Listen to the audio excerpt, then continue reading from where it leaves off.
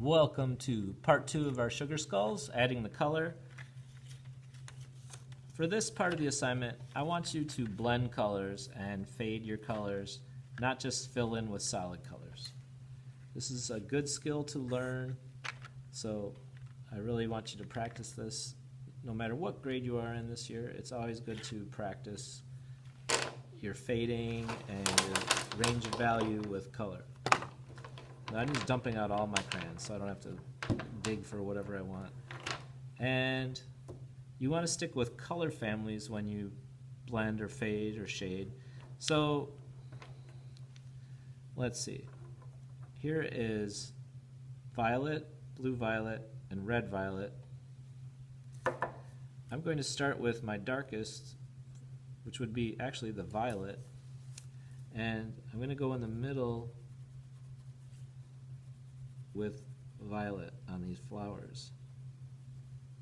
Not in the center, but right here in the middle of each petal.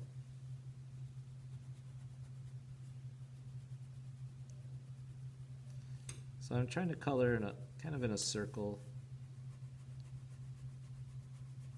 I can kind of go right across those actually. Now I'm going to fade into blue violet by crossing over the violet. Actually, I need to do something different. I went the wrong way with my color. It should have been blue violet to red violet.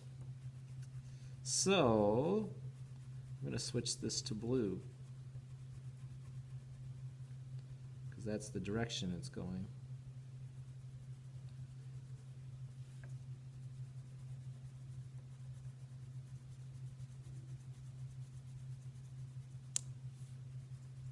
Go out further so they're kind of even.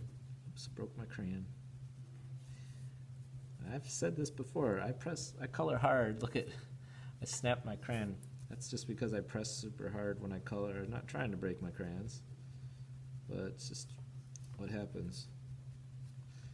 All right, so I need a blue. So let me see. Blue, green, no. Beautiful, I don't know what color that's supposed to be. Here's indigo, and here's regular blue, and here's cerulean blue.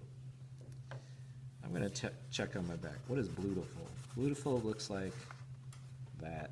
I don't know, it's kind of dark. That's just blue. Here's cerulean blue, which is even lighter. Here's indigo, which should be a little more purpley. I'll go with the indigo, because it's still kind of like a bit purple. Yep. And then I'm going to fade that into, I'll go cerulean with the tips. So I'm blending these colors together. They look very similar, but they're different enough so that I'm slowly fading from one to the next. And when you slowly fade with your, no matter what it is, if it's just pencil or color, it's called using a range of values. So I'm using a range of value here. So now let me get my cerulean to finish that off, give it a nice bright blue tip. Yeah, it looks cool. All right. I think my daughters call this ombre. So it's something about how they dye their hair. But in art we say range of value.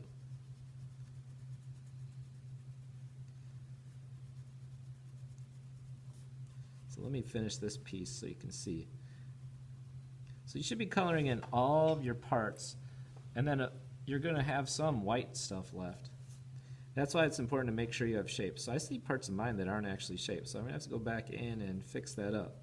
And I'll show you exactly what I mean in a second here. I'm almost done. There. So look at that. Those petals are all done. I think in the center I'm going to go with my red violet. There we go. Voila. So it's almost like an explosion of color coming out. And I'll bring that red violet back out here on this leaf and fade it out. Just to bring it back, kind of get that pop of bright color again.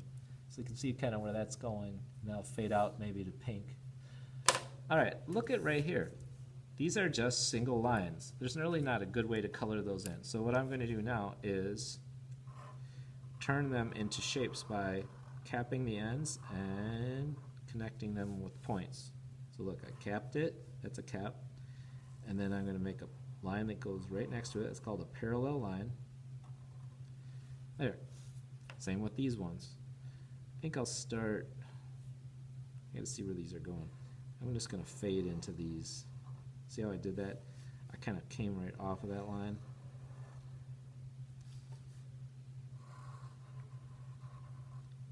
That's a little easier because I'm not sure, sometimes I'm not sure where it's going to go if I start making a second line. All right, I think I have all my, oh, here's another one right here.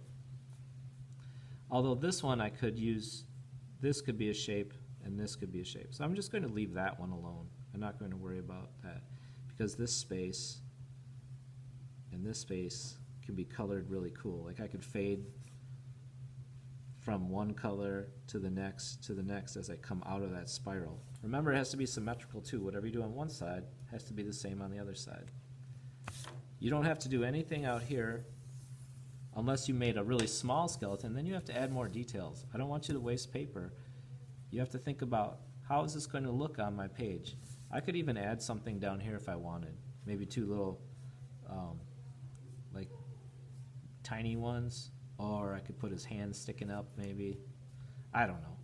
I haven't really thought about it yet. But for what it's worth, this is enough of the space used up. But it's not if you only have a little skeleton right here in the middle like this big. Then you need to do something with this. That's why I say use your space well, use your whole page. All right, I'll see you next week with a new assignment. Turn this one in when you're done.